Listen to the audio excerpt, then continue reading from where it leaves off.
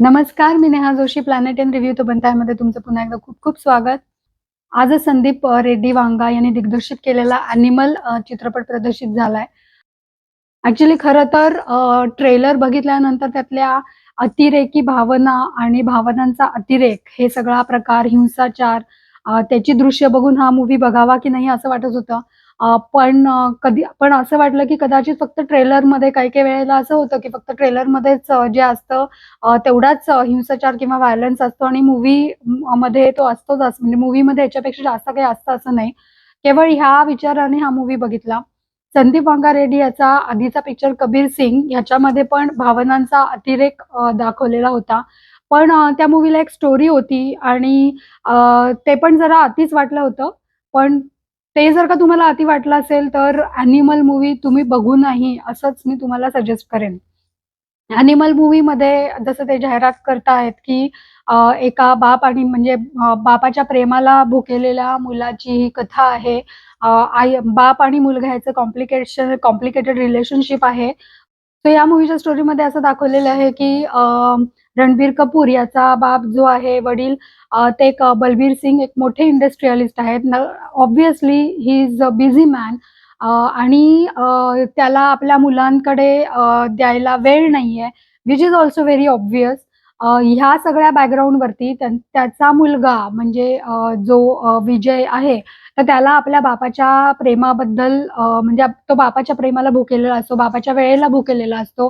त्याला आपले वडील म्हणजे जगातला सगळ्यात महान व्यक्ती आहे असं वाटत असतं. ते सुद्धा अतिशय साहजिक आहे. पण ज्या प्रकाराने नंतर तो आपल्या वडिलांचं प्रेम मिळवण्यासाठी ज्या काही गोष्टी करतो, ते खरं तर अजिबातच न पटण्यासारखं आहे.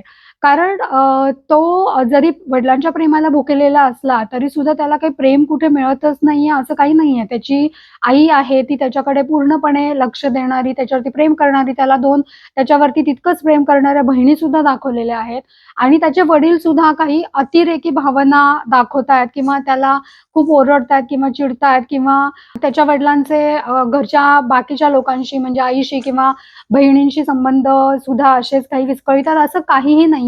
मग अशा वेळेला या सगळ्या बॅकग्राऊंडवरती आपल्या वडिलांचं प्रेम मिळवण्यासाठी किंवा कुणीतरी वडिलांना मारण्याचा प्रयत्न केल्यानंतर वडिलांच्या केसालाही धक्का लागू नये म्हणून कुठल्याही लेव्हलला जाणारा हा मुलगा वडिलांच्या प्रेमाला भुकेलेला मुलगा वगैरे वाटत नाही, तर काहीतरी मेंटल डिसऑर्डर असलेला मुलगा वाटतो.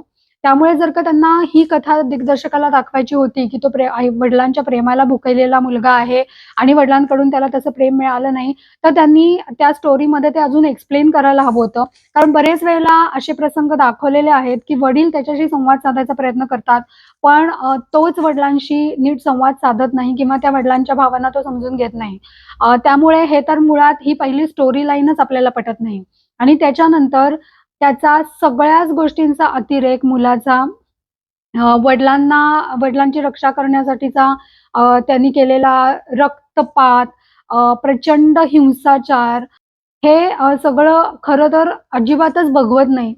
स्टार्ट टू एंड मूव्हीमध्ये हेच आणि फक्त हेच दाखवलेलं आहे आणि जसं मूव्ही पुढे सरकतो तसं हा रक्तपात, हा हिंसाचार हा वाढतच जातो आणि अतिरंजित आणि रक्तरंजित असा हा मूव्ही खरं तर बनून जातो. त्यामुळे खरं तर ह्या मूव्हीबद्दल काय सांगायचं मला हेच कळत नाहीये या रिव्ह्यूमध्ये. नाही म्हणायला मूव्हीतली गाणी चांगली आहेत, पण सगळ्या मारामारीच्या सीन्सला, सगळ्या ह्या अ, रक्तरंजित अशा मारामारीच्या सीन्सना बॅकग्राऊंडला पंजाबी, मराठी लोकगीतं वापरलेली आहेत.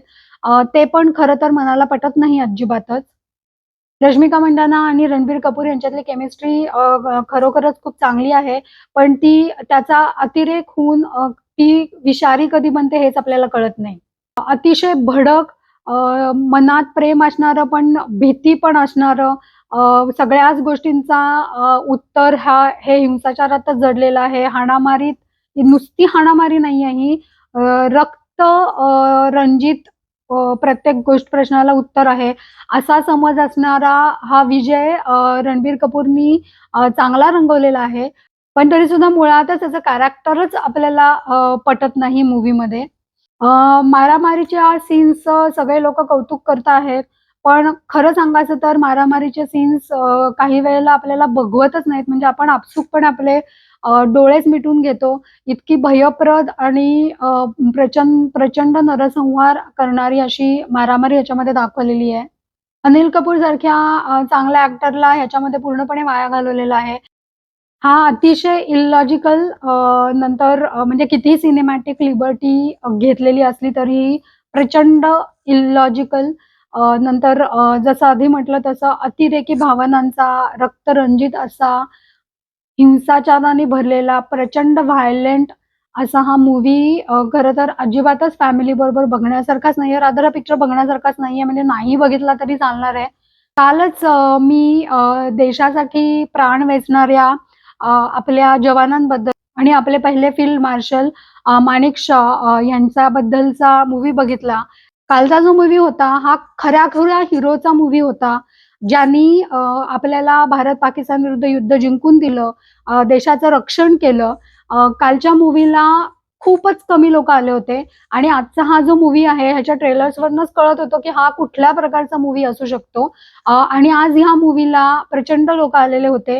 हे बघून सुद्धा प्रचंड वाईट वाटलं. म्हणजे लोकांची आवड ही एक्झॅक्टली काय आहे, म्हणजे लोकांना एक्झॅक्टली काय बघायला आवडतं. म्हणजे मूव्ही बघायचं एंटरटेनमेंट सो सिनेमॅटिक लिबर्टी असणारे पण मूव्ही आपण भरपूर बघतो. ते सगळं जरी मान्य असलं, तरी हा अत्यंत विकृत असा हिंसाचाराने भरलेला मूव्ही लोकांना आवडतो हे बघून वाईट वाटतंय खरं तर मला. थ्रिलिंग हा मूव्ही आहे स्टार्ट टू एंड. येस काही ट्विस्ट आणि टर्न्स सुद्धा या मूव्हीमध्ये आहेत. एंडला तर खूपच मोठा ट्विस्ट या मूव्हीमध्ये आहे. मूव्हीमध्ये थोडा थोडक्यात देण्याचा प्रयत्न केला, पण ही जी कॉमेडी आहे, जे विनोद आहेत, ते इतके विकृत विनोद आहेत, म्हणजे अंडर द बेल्ट विनोद आपण म्हणतो त्या टाइपचे. त्यामुळे ते बघितल्यानंतर तर अजूनच कसं तरीच वाटतं आपल्याला. रणबीर कपूर खरं तर खूपच चांगला ॲक्टर आहे. हे त्यांनी आत्तापर्यंतच्या सगळ्याच मूव्हीमध्ये सिद्ध केलेलं आहे. आत्तापर्यंत मला नाही वाटत त्याचा असा कुठला मूव्ही आहे, की त्यांनी अ, वाईट काम केलंय किंवा इव्हन पार्ट्या टाकल्यात असं पण आपण म्हणू. प्रत्येक मूव्हीमध्ये त्याचं काम हे चांगलंच झालेलं आहे आणि रणबीर कपूर सारख्या ॲक्टरनी इतका भयानक चित्रपट स्वीकारला आणि त्याच्यात काम केलं. म्हणजे अर्थातच ऑफकोर्स त्याच्यातल्या कलाकाराला कदाचित माणसाचा एखादा हा जो रंग आहे, हा रंगवण्याचा मोह झालेला असेल. पण मला मात्र अजिबातच त्याचा चॉईस आवडलेला नाहीये. आता नुकते येऊन गेलेले पिक्चर जे होते शाहरुख खान, सलमान खानचे टायगर 3, पठाण वगैरे, वगैरे ह्याच्यामध्ये पण खूप मारामाऱ्या दाखवल्या होत्या. खूप फनी मारामाऱ्या होत्या. त्याच्यामध्ये पण अनेक मारामारीत मेलेले दाखवलेत किंवा बॉम्बस्फोट आणि हे सगळं दाखवलंय. पण तिथे कुठं असं रक्तरंजित आणि खूप असं हिंसाचाराने भरलेला मूव्ही वगैरे असं वाटलं नाही. तो या अतिशय बेसलेस आणि इलॉजिकल आणि अतिशय हिंसाचाराने भरलेल्या व्हायलंट मूव्हीला तर मी माझ्याकडनं 1.5 स्टार देईन. ह्याच्यापेक्षा जास्त देऊच शकत नाही मी. आता अर्थातच ज्यांना पडद्यावरती असे मूव्ही बघायला आवडतं किंवा आवडेल अशा लोकांना हा मूव्ही कदाचित आवडेल सुद्धा. पण मला मात्र हा मूव्ही अजिबातच आवडलेला नाहीये.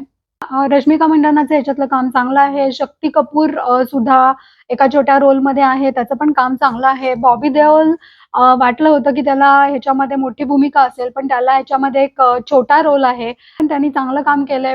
पण अगेन त्याच्या वाटाला सुद्धा अगेन रक्तरंजित असा सूड उगवणंच आहे. मूव्ही स्टार्ट टू एंड हिंसाचारानेच इतका भरलेला आहे, की खरं तर आपल्याला विचार करायला वेळच होत नाही. मूव्हीच्या एंडला ह्या मूव्हीचा पुढचा पार्ट म्हणजे सिक्वेल पण येऊ शकतो हे एक दिग्दर्शकांनी हिंट दिली आहे. पहिला कबीर सिंग झाला, मग हा त्याच्यामुळे आता पुढचा पार्ट ह्याच्यापेक्षा अजून कसा असेल याची खरं तर कल्पनाच करवत नाहीये. आज इथंच थांबते. पुन्हा भेटू. तोपर्यंत keep smiling. Please like, share and subscribe to this channel. Thank you.